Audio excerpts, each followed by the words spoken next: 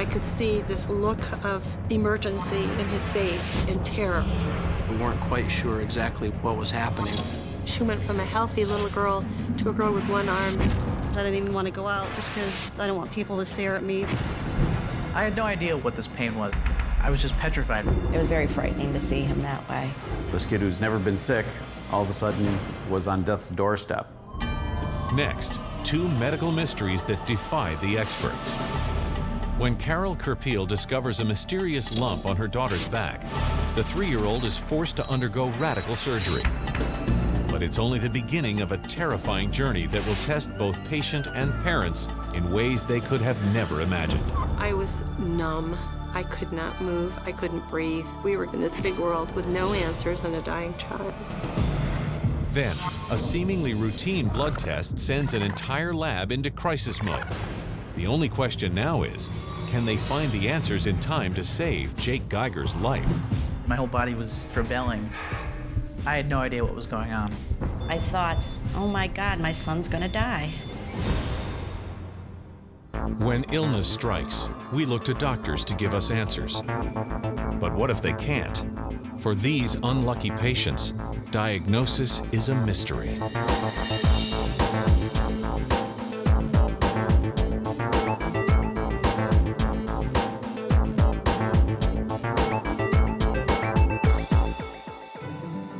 High school sweethearts Carol and Fred Kipel got married in the summer of love, 1967, and quickly settled down in Peachtree City, Georgia.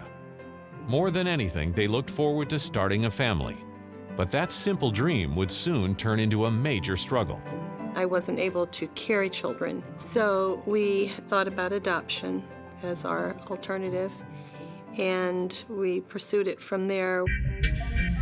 The adoption process is not an easy one, but after 10 long years, the Kipels finally bring home their adopted son, Derek. This was what we wanted to do, was be a family. We became instant parents and an instant family. Then, in the fall of 1981, Carol and Fred decide to go through the whole thing again. But this time, they adopt a baby girl who they name Laura Ashley Kipel. When they put her in my arms, I just couldn't take my eyes off of her.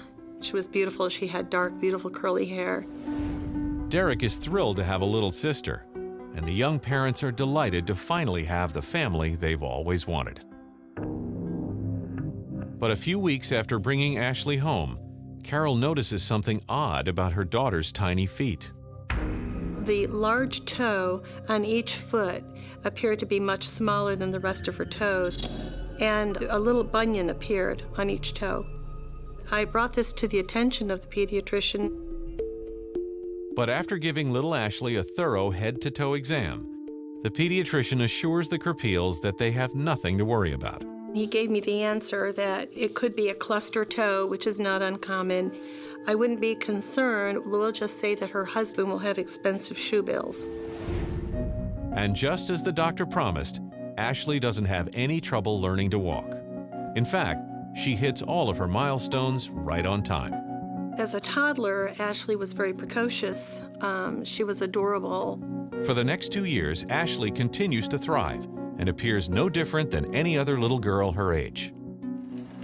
Then, one day in the fall of 1984, while she's fitting her daughter for a new dress, Carol feels something on Ashley's back that sends a chill up her spine.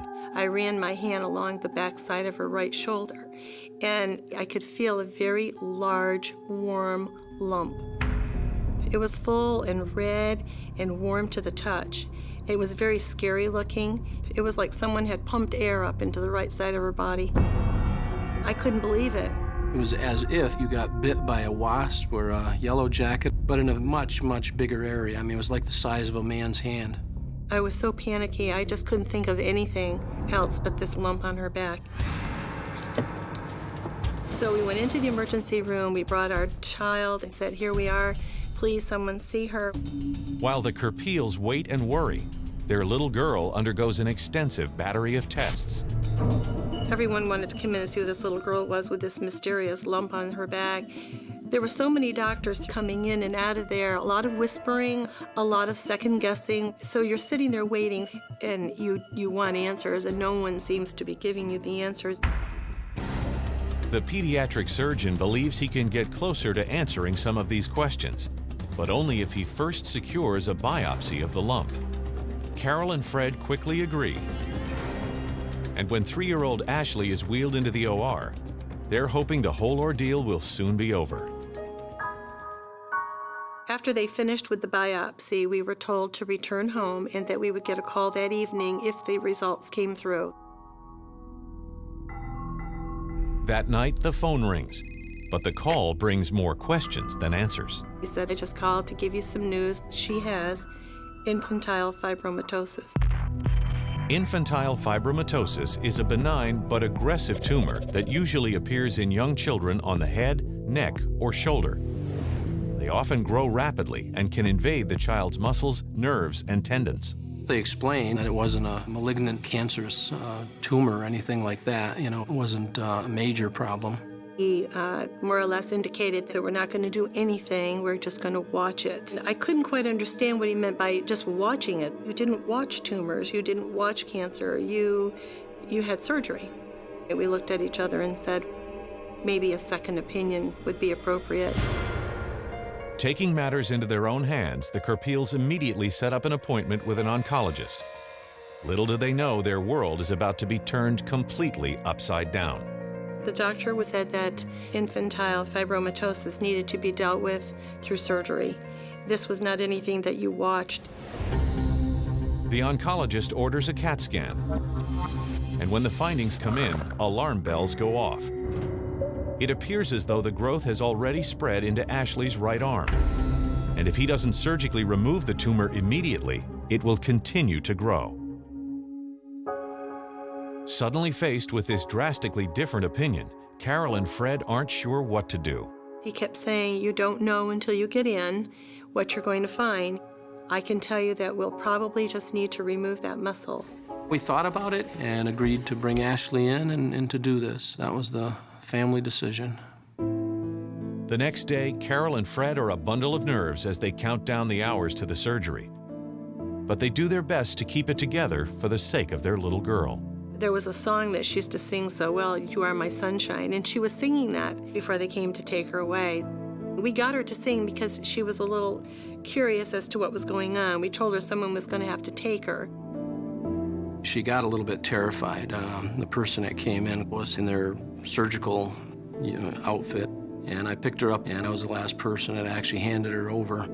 She was crying. She didn't want us to give her away, she kept saying. Well, she's got to do it. She's got to go. And that was the last we saw of her. As the medical team begins the surgery, Carol and Fred settle in for what they know will be the most agonizing day of their lives. But just halfway into the 5-hour procedure, one of the surgeons comes barreling through the OR doors. His eyes were wide open, his hands were very red and stressful looking, and I could see this look of emergency in his face and terror. And it was like, did he do something wrong? Did something happen? And he said, oh, Mrs. Kipel, where's your husband? I said, well, I just sent him upstairs a little while ago. And he said, well, I have no time to wait for him. We need to talk right away. He was telling me, we've gone through this surgery as far as we can go. I have dissected and dissected. He said, and this tumor has gone up under her arm, around her arm, down her back, around her side.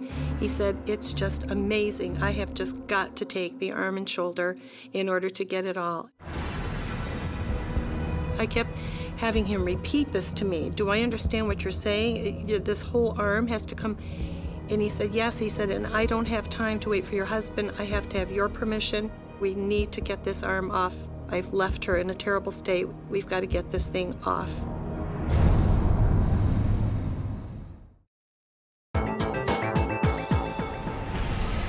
A team of doctors has just discovered that a growth called fibromatosis has invaded a huge section of 3-year-old Ashley Kipel's right side. The chief surgeon is now convinced that their only option is to amputate the little girl's entire arm and shoulder.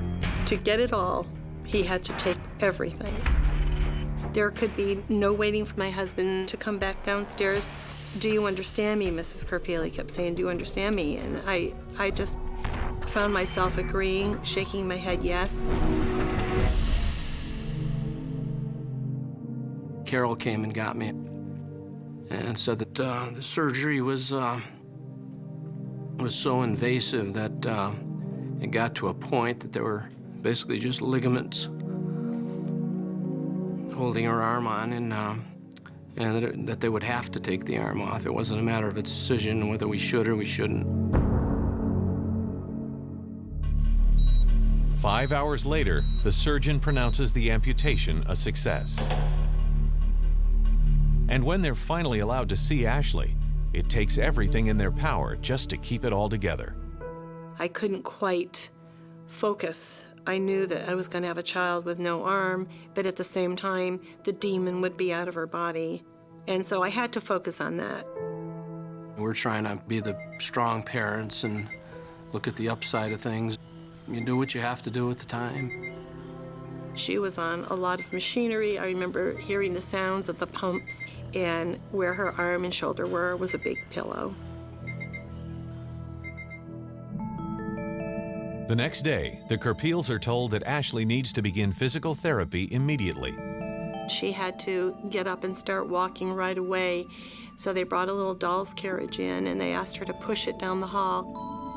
And before we knew it, she was pushing that stroller down the hallway. And I remember distinctly the doctor saying, "It seems like she'll be more of a fighter." Over the course of the next 2 weeks, Ashley exceeds everyone's expectations. And the doctor soon decides that she's strong enough to go home for the Christmas holidays. Having Ashley home was wonderful. She's a bright, wonderful child. But as little Ashley begins getting used to life with one arm, Fred and Carol are having a much harder time adjusting to how the world sees their daughter. She went from a healthy little girl to a girl with one arm. She was pretty astounding to look at. 1/4 of her body was missing. As the harsh new reality sinks in, the young parents vow to do all that they can to help their only daughter lead a full and productive life. Ashley was still Ashley. There was no doubt about that. I mean, she was a darling little girl. Slowly, the family begins to reestablish a sense of normalcy, but it's not to last. One morning during the spring of 1985, Carol is getting Ashley dressed when, to her horror, she notices an all-too-familiar bump on the left side of her daughter's back. There was this big, huge lump, and it was just like the other side. And I immediately panicked because I thought, oh, no way is this going to happen again. In a state of panic, Carol rushes Ashley to the closest emergency room. But after performing a thorough exam, the on-call doctor assures the anxious mother that there's nothing to worry about. He kept saying, there's nothing on that side. That swelling is probably due to the fact that she's overusing her left arm. When he said it was overuse, I totally believed him, and I think it's because I wanted to believe him. Carol breathes a huge sigh of relief and takes her daughter home. Sure enough, within a week, the swelling in her left shoulder starts to go down. But just to be on the safe side, they begin bringing Ashley to pediatric orthopedist Dr. William Schmidt for routine checkups. The Kipels seemed like they were coping with everything they had been through very well, probably more than I would have. But during the first couple of visits, Carol begins to notice an alarming new pattern of behavior. She would run to the elevator to hit that button, and she couldn't reach that button no matter how hard she tried. I said, come on, Ashley, you can do it. Get that arm up there. And she kept saying, but I can't, it hurts. If I do that, it hurts. After all that Ashley's been through, the Kipels can't bear the thought of anything else going wrong. She demonstrated her lack of motion of one shoulder and one arm, and I just was very suspicious. Little do the Kipels realize that during this seemingly routine visit, their life is about to spiral out of control again. Concerned by the development, Dr. Schmidt orders an X-ray of Ashley's left shoulder, and almost as soon as he sees it, he realizes that something is very wrong. I obtained an X-ray which revealed some calcification in the paravertebral muscles. Calcification is the laying down of calcium and bone in the muscle. Fibromatosis does not, as a rule, develop any calcification. At that point, I didn't feel that she had fibromatosis. I couldn't believe he was saying this to me. We had just gotten an okay to continue with our lives. My first reaction is seeing that she had undergone the amputation based on the diagnosis of fibromatosis. To say I was overwhelmed was putting it mildly. The findings to me were very definite, but I just was hoping I might be wrong.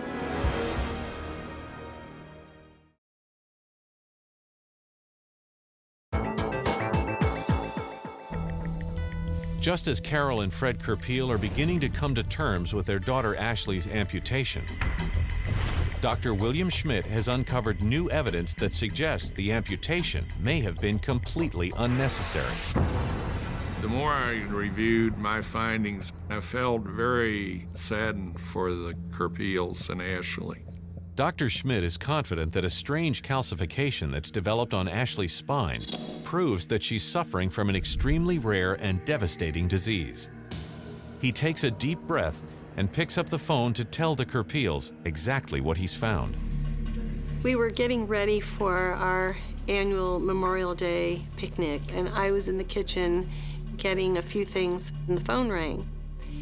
And it was Dr. Schmidt. And he sounded so sad to me, and I thought, what is this about? I told her that after reviewing all the information I had obtained from evaluating Ashley, I felt that she had Fibrodysplasia Ossificans progressiva.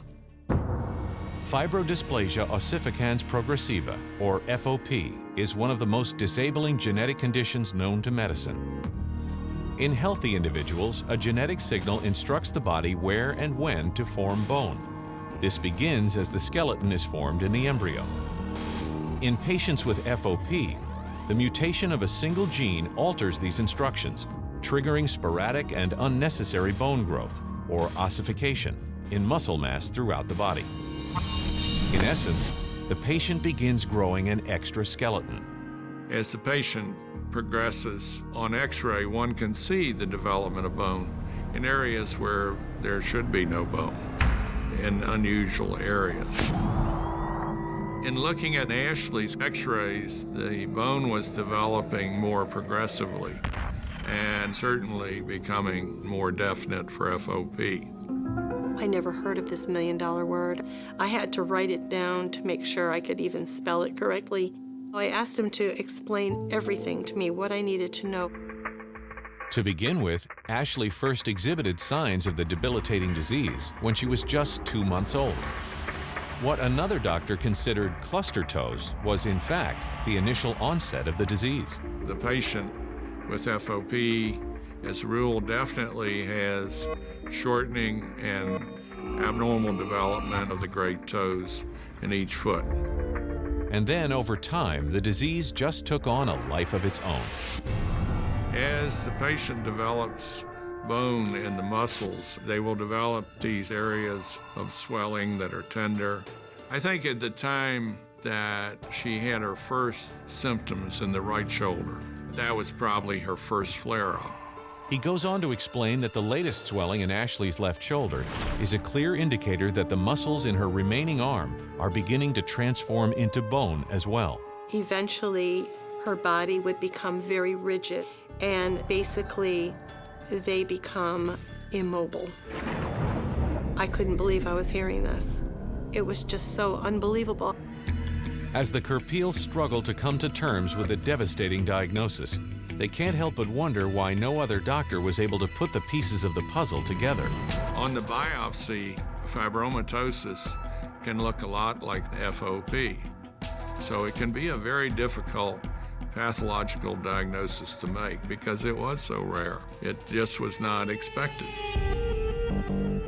The Kipels' next step is to reach out to the world's leading expert on FOP, Dr. Fred Kaplan. And their first question is one they can hardly bear to ask. I wanted to know, did the arm come off for no reason? The amputation was done to save her life at that point because of the enormous amount of difficulty that was encountered. I don't think that the surgeons planned to do an amputation when they took Ashley into the operating room. Nevertheless, she came out with an amputation and a catastrophic event that changed the rest of her life. There was a misdiagnosis, and there was a surgery that shouldn't have been done, and it was just absolute devastating information to get. Unfortunately, almost 90% of FOP patients around the world are misdiagnosed. Not only misdiagnosed, but often have dangerous, painful, unnecessary procedures that actually worsen their condition. In fact, research has proven that any sort of trauma or invasive procedure in an FOP patient can trigger catastrophic explosions of new bone growth. Once the bone forms, it stays there. Sometimes spontaneously, but often after minor bruises and injuries, the FOP gets activated again. It's like a bear that's sleeping. Sometimes it sleeps, and sometimes it doesn't take much to wake this bear from a hibernation, and that bear becomes very angry, attacks other skeletal muscle, and eventually replaces almost all of the body's skeletal muscles with extra bone. This is a complete metamorphosis. Unfortunately, it is a metamorphosis that will continue for the rest of Ashley's life. There is no known cure or treatment for FOP. At that time, there was very little known about this condition, and we had no other medications to administer these patients. Without any way to stop the second skeleton from growing, Ashley's prognosis is grim. The ultimate progression of the disease can lead to an early death. And the way that usually occurs is that chest expansion is limited, and the patient has difficulty ventilating and expanding the lungs to get the adequate oxygen necessary. I remember crying uncontrollably. I asked him how long he thought she had to live, and he said he thought it would be anywhere between 2 and 10 years because she was progressing so fast. I was numb. I could not move. I couldn't breathe. What was I to do? We were in this big world with no answers and a dying child.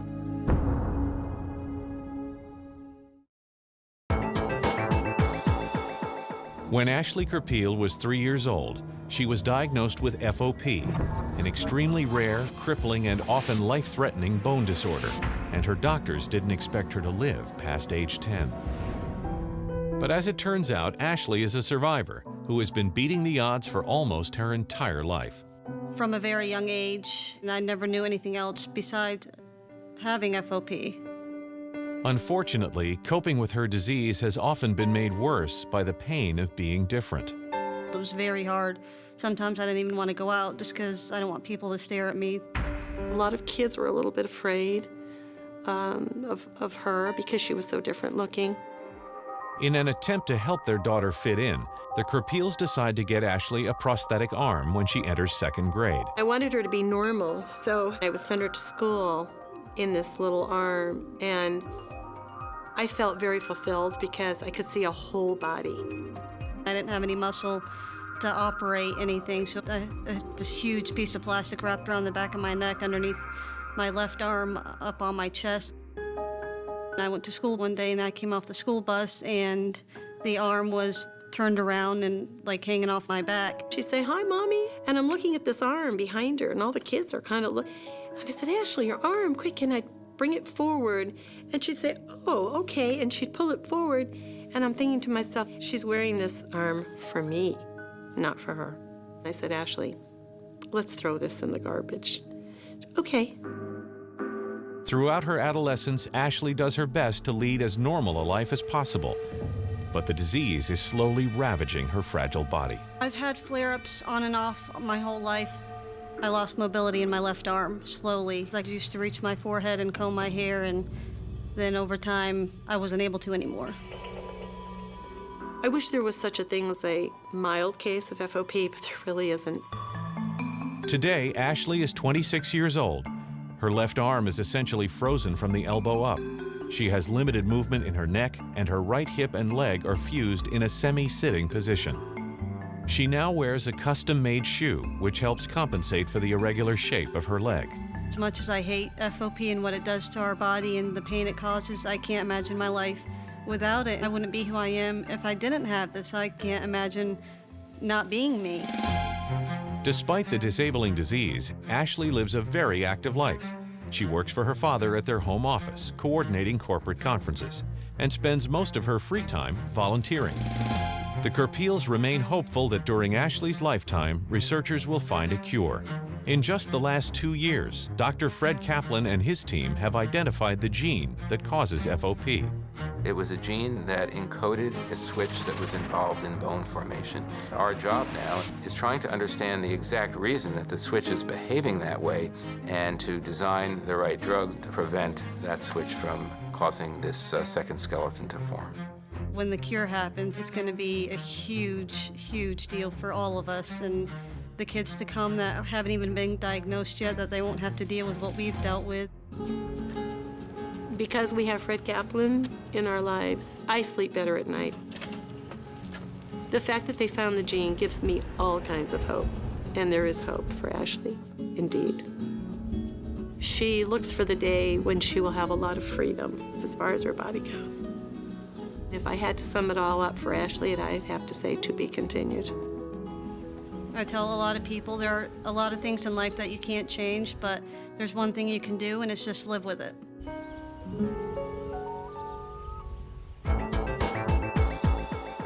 While little Ashley Kipel's family learned early on that she was suffering from a devastating disease, Jake Geiger went for more than 20 years before realizing that he was living with a condition that could kill him at any moment. As he was growing up in Cleveland, Ohio, Jake Geiger's parents did everything they could to instill in their children a strong work ethic. My parents worked, so I had to be self-sufficient. I would cook dinner for the family. That's how we are. They were a family that encouraged each other to follow their dreams. So, in 2003, when he's accepted into a university filmmaking program, his parents are thrilled, despite the fact that he'll be living 500 miles away in New York. We told him he had to call once a week, whether he wanted to or not. And so every Sunday, usually, he would call us. Jake's freshman year is everything he'd hoped for. And as his parents help him move into the sophomore dorm in the fall of 2004, they're all looking forward to another great semester. And then, the seemingly ordinary day takes a surprising turn. When I was lifting things, it felt like someone was squeezing a clamp on my backside. I didn't tell my parents I was in pain. I just didn't want to worry them or anything. I just thought, it'll pass. But after saying his goodbyes to his parents, the bizarre pain seems to take on a life of its own. I had no idea what this pain was. It would get tighter and tighter, and the pain would shoot up my back and in all directions. I had to go investigate, so I went to the bathroom, and I found that it was an open sore with pus and blood coming out. I thought, this thing probably isn't going away. I should get some help with this. The next morning, he heads to the nearest hospital hoping that someone there can put a quick end to the irritating open sore. Sure enough, the doctor takes one look at it and is confident that Jake has a classic pilonidal cyst. An abscess that usually develops in the crease of the buttocks, becomes infected and causes intense pain. It is often caused by an ingrown hair follicle. You'd seen him before, you know, the routine. He anesthetized the area, cut it, he dug out all the blood, and bandaged me up. I was ready to get on with my life. Jake is back to his old self in a few days and wastes no time digging into his studies. But his usual all-nighters seem to be taking an uncharacteristic toll on him. He begins experiencing migraines every couple of months. Yet when he tells his parents, they're not overly concerned. From my mother's side of the family, we get migraines. I get migraines. All our sons get migraines. So having a headache is not unusual. But when Jake goes home for winter break in January of 2006, a series of unexpected, piercing headaches set in. They're unlike anything he's experienced before. They start getting worse and worse and more frequent. When I get a migraine, I take a pillow, put it over my head, and just try and get to sleep. For these new headaches, it was different. I would put the pillow over my head, and wasn't really working the same way. And no matter how many over-the-counter pain relievers he takes, nothing seems to dull the incessant pain. By the following week, the constant throbbing is beginning to wear him down, and he finds himself spending more and more time in bed. I was just tired all the time. The headaches were just draining all my life out of me. I just didn't want to have anything to do with the world. Jake begins sleeping more than 12 hours a day, hoping that the piercing pains will eventually go away. But he's completely taken aback when a bizarre new symptom suddenly emerges. I started to notice a change in my urine. It was turning like a bright orange. I made sure to tell my father and ask for his advice. I wasn't sure why it was that color. Thought maybe he wasn't drinking enough fluids, or maybe ate too many carrots, I don't know. When the unsettling symptoms don't seem to rattle his parents, Jake relaxes a bit and does his best just to get back into his regular routine. At the end of winter break, he packs up his bags and heads back to school. But as he's carrying his suitcase into the dorm, he's suddenly overcome by a familiar feeling. I started to feel a little bit of a tingle again in my backside. I realized, yes, I have another cyst forming. Determined to deal with the annoying cyst before it gets too big, Jake checks in with the nurse at the Student Health Center. And upon taking one look at him, she's sure something is very wrong. She said I was jaundiced. I didn't notice it because I'd been living with it. So apparently, over however long, I had been turning yellower and yellower. As Jake walks her through the debilitating headaches, the overwhelming fatigue, and strange colored urine, she realizes that whatever he has is out of her league. The nurse immediately calls security to escort him to the hospital. My whole body was not acting right. It was rebelling. I had no idea what was going on.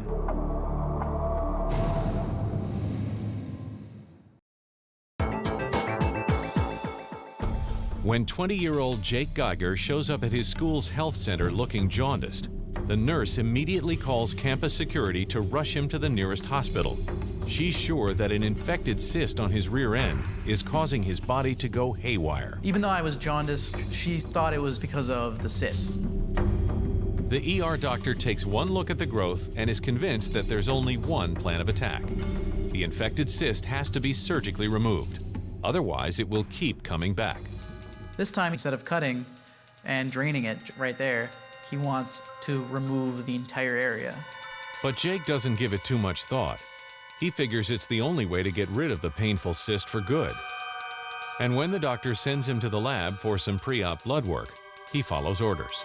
So I gave them my blood, and they sent me on my way.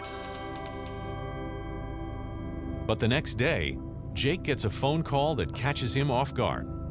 Some doctor on the phone tells me that there's some discrepancy with my blood work. They just want me to come in for another 2 or 3 hours just to make sure I'm okay. Then I went straight in from there. As soon as Jake arrives at the hospital, he's shocked to find a team of doctors waiting for him. Next thing he knows, Jake is rushed into an ER exam room where they proceed to draw 6 vials of blood. I was kind of worried that they were taking so much blood from me. I didn't really think it was necessary. Little does he know that his blood test results are causing a commotion in the lab. For the last several hours, they've been running a series of highly specialized tests, trying to figure out what's causing his platelet and blood cell counts to plummet. And when they can't figure it out, they call in hematologist Dr. Arshad Sheikh to take over the bizarre case. I was consulted because they were very concerned that something serious may perhaps be going on. Dr. Sheikh immediately heads down to Jake's room and begins his investigation with a thorough exam. I was looking for any evidence of any bleeding or bruising or any enlargement of certain organs, but his exam was unrevealing. Completely baffled, Dr. Sheikh is back to square one. He insists that Jake be admitted to the hospital in the hope that he can get to the bottom of his case. I was kind of scared by this, but I didn't want to worry my parents, so I didn't bother calling them. But when Debbie Geiger doesn't hear from Jake that weekend, red flags immediately go up. We usually talk to Jake every Sunday, and this Sunday came and went and we hadn't talked to him. And at that point, I knew that something was wrong, and I knew that I had to track Jake down. When Jake doesn't answer his cell phone, she begins to panic and immediately calls the hospital closest to his school. I asked if they had a patient by the name of Jake Geiger, and they said yes, they did. First thing I did was to ask why. Why was he there? The nurse refuses to give her any answers, but does transfer the anxious mother to the phone in Jake's room. I said, Jake, why haven't you called? He said, I didn't want to worry you. The entire time I was just trying to reassure her that everything was gonna be all right. It was just a little bump in my blood work, that's all. Of course, my first reaction was to go there. And he said, no, I'll be in and out before you'd even get here. The next morning, Dr. Shake heads directly to the lab. He wants to take a look at Jake's blood himself. When I looked at Jake's blood under the microscope, I found that a lot of his red cells were fragmented in every field of view, as well as that his platelet count was extremely low. Platelets in the blood help form clots to stop the body from bleeding. A normal platelet count is between 150 to 450, but Jake's count is a shockingly low 26. The clinical picture that Jake had is not something that people see commonly. I was very concerned because this was something that was life-threatening and needed to be treated immediately.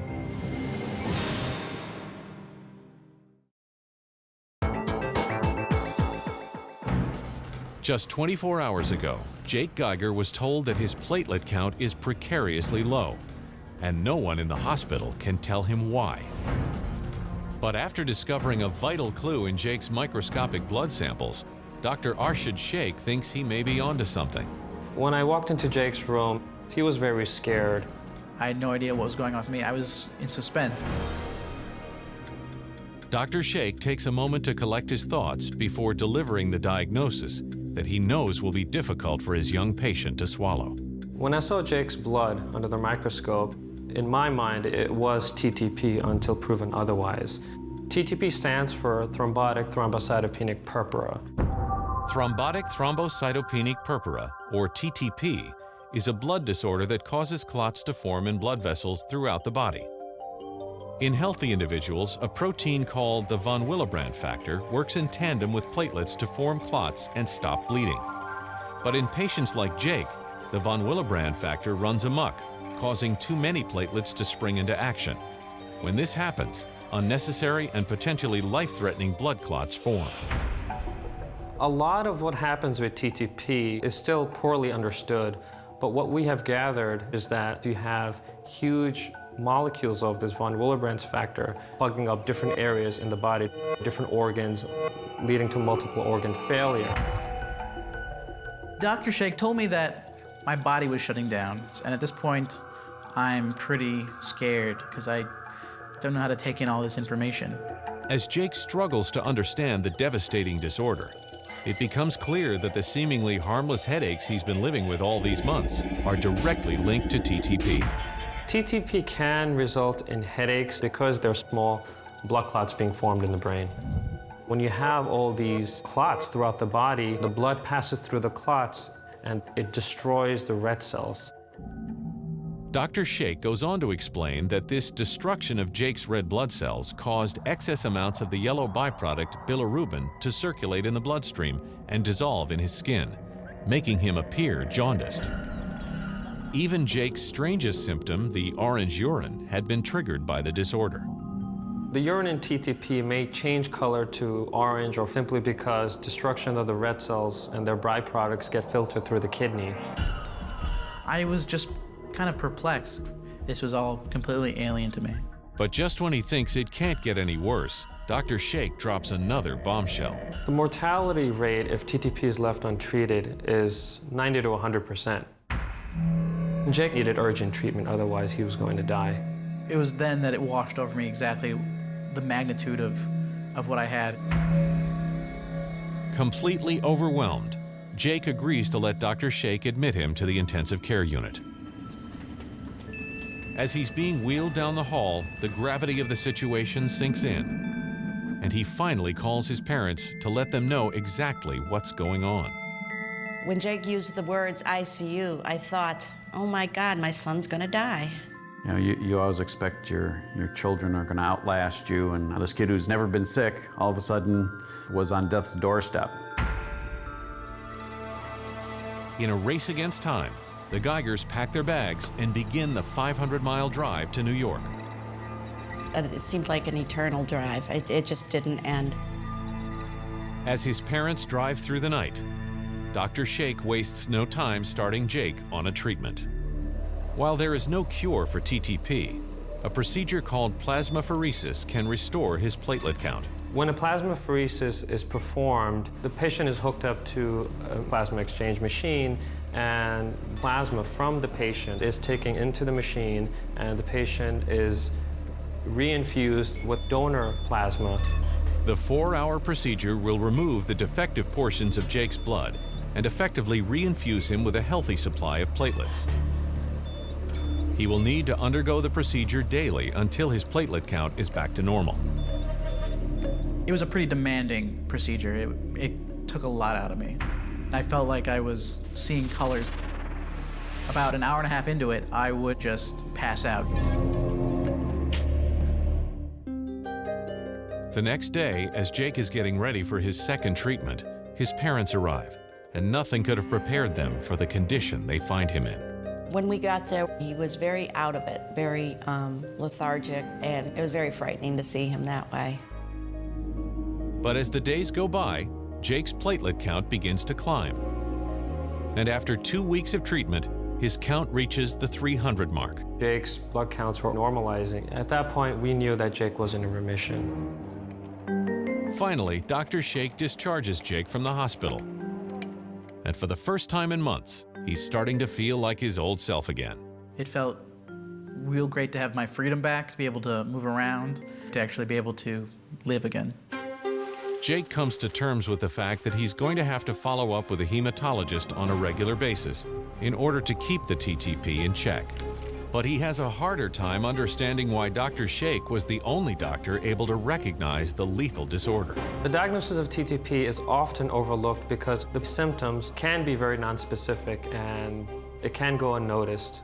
If Jake had not come in because of his cyst, this would have gone undiagnosed and he would have had progressive organ failure and he would have died. According to Dr. Sheikh, Jake's pilonidal cyst was unrelated to his TTP. And interestingly enough, it seems to have healed on its own. It was really a lucky coincidence that I had the cyst. If it wasn't for the cyst popping up again, I probably wouldn't have discovered the TTP until it was too late. Today, Jake lives in New York City, hoping to make a name for himself in the film business. And while he has not experienced another TTP relapse, his mother continues to worry about her eldest son. I think I'm more protective now than I ever was of Jake. If he displays that he's not feeling well, I become even more concerned, and I think that's always going to be that way. What I learned from this ordeal is that you have to watch out when you're sick and not just think, oh, it's just a headache. No, there's probably a cause for that headache. This whole experience makes me value life a lot more. It makes me value my family and my friends and just getting out and seeing the world.